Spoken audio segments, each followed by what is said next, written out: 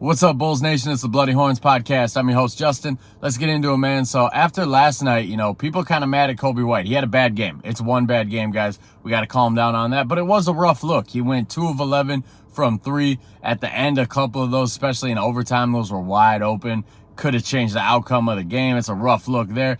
Defensively, it's a rough look. We've all been singing Coby White's praises on the defensive end for over a year now. That was last year when I was on that Coby White bandwagon, extend Coby White bandwagon. The reason it started is because last year, right around this time, right around January or February of last year, you really started noticing Coby pick up his defense and start to play some pretty elite level on-ball defense, play the passing lanes, shut guys down. So last night, it was a different story. Last night, Cole Anthony was specifically hunting him at the end in those isolation situations and getting to the spots he wanted to and making some big buckets. So it was a rough game for Coby White, but like I said, man, it's a long season. It's a grind of a season. These are the dog days of the NBA season. These guys are tired. They're looking forward to that All-Star break. Coby White, he's not used to playing these kind of minutes yet. Coby White, when he was starting, 3-4 years ago, he was still in the 28 to 32 minute range. Coming off the bench, he was lucky to get 15 minutes some of those nights.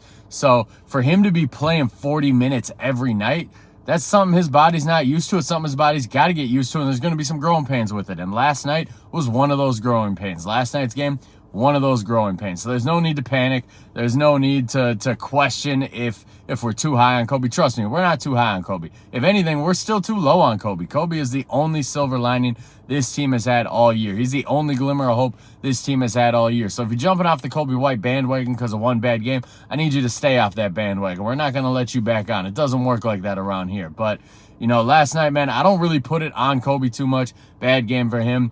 The late game decision to just let DeMar dribble for 12 seconds to take a fadeaway 3.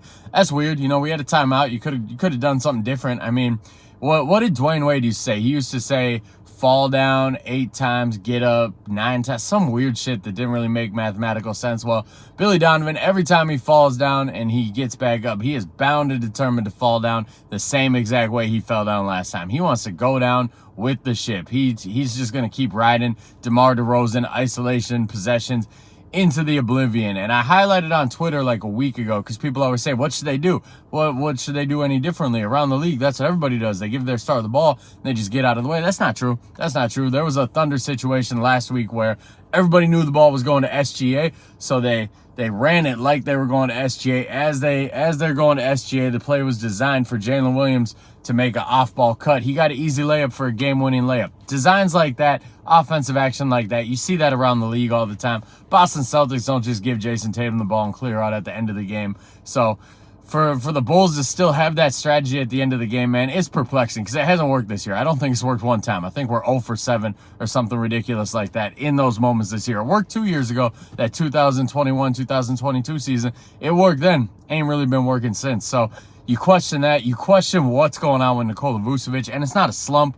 We're 53 games into this season, guys. This ain't a slump. This is just his new norm. You just got to accept it. It's his new norm. He can't shoot anymore. He might have some good games like the previous 2 games. He shot all right from 3. I think he shot like 40%, 5 of 11 in those games. That might happen every once in a while, but for the most part, he's a below average shooter who's still going to shoot. He's a high volume shooter who isn't going to score very much. He is the Jamal Crawford, the Lou Williams, the Michael Beasley of centers. He's going to get 26 points on 25 shots. He's going to score. You're going to look at the raw stats and be like, yo, he had 26 and 17. He played good. If you get 26 points on 25 shots, that's not good. That's inefficient chucking. And it's funny, we'll hate on a guy who's like 6'4", 6'5" who does that, but for some reason Vooch gets a pass for doing that. So it's weird. He's an inefficient chucker. He's not a great scorer, and this is the new norm. So we got the All-Star break coming up. It couldn't come faster for these guys. Probably couldn't come faster for some of us fans. It'll be nice.